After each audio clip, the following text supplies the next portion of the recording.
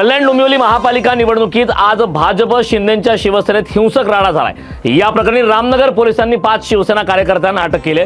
शिवसेना उमेदवार नितीन पाटील, रवी पाटील यांच्यासह 12 जणांवरती गुन्हा दाखल करण्यात आलाय। कल्याण डोंबिवली महापालिका निवडणूक ही भाजप आणि शिंदेची शिवसेना युतीमध्ये लढत आहेत। मात्र डोंबिवलीतील प्रभाग क्रमांक 29 मध्ये युती नाहीये, कारण या पॅनलमध्ये भाजपच्या 4 उमेदवारांसमोर शिंदेच्या शिवसेनेचे 4 उमेदवार हे निवडणुकीच्या रिंगणात उभे ठाकलेत। रविवारी भाजप कार्यकर्ते पैसे वाटप करत असल्याचा आरोप शिंदेच्या शिवसेनेच्या उमेदवाराने केला होता। भाजप कार्यकर्त्यांना पैसे वाटप करताना रंगेहात पकडल्याचा आरोप देखील करण्यात आलाय आणि याच कारणावरून जोरदार राडा झालाय। त्यानंतर सोमवारी रात्री डोंबिवली पूर्व येथील तुकाराम नगरमध्ये भाजप आणि शिंदेच्या शिवसेनेचे कार्यकर्ते आपापसात भिडलेत। जखमींवर मानपाडा येथील एम्स हॉस्पिटलमध्ये उपचार सुरू आहेत।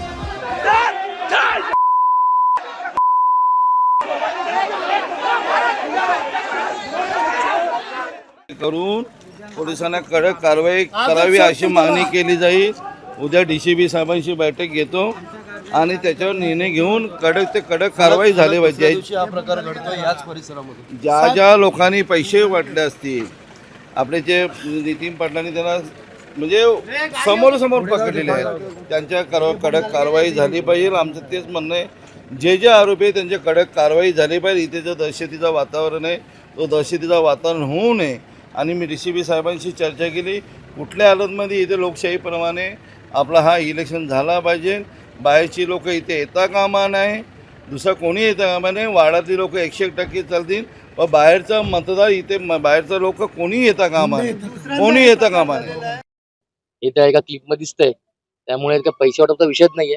नितीन पाटील यांनी एका ठिकाणी कार्यक्रमाला गेले म्हणून अडवून त्यांना मारलेले दिसते।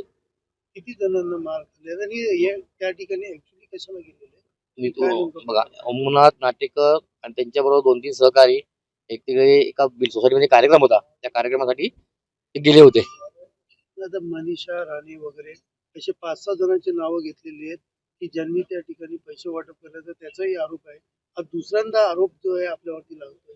मी परत तिथं सांगतो, त्या दिवशी पण मी सांगितलं, कार्यक्रमाला आज गेले होते त्या दिवशी सुद्धा नितीन पाटील, रवी पाटील आणि म्हणजे त्या कार्यकर्त्याच्या खिशात पैसे घातले आणि ते पैसे वाटप केले। कालही सांगितलं। आता कसं आहे की ते एकदम खूप मुरब्बी राजकारणी आहेत। नितीन पाटील, रवी पाटील हे खूप मुरब्बी राजकारणी आहेत, त्यांना चांगलं कळतं कसं कुठे वळवावं ते, त्याप्रमाणे ते करतायत। पण आता प्रत्यक्ष दर्शनी काय दिसतंय तर नाटेकर यांना, ओमनाथ नाटेकर जे उमेदवार आहे यांच्या डोक्यावर प्राणघातक हल्ला झालेला आहे, त्यांना जबर मार लागलेला आहे दिसतंय। त्याप्रमाणे जर पैसे वाटप करत असते तर पैसे भेटले असते, काय भेटले असतं।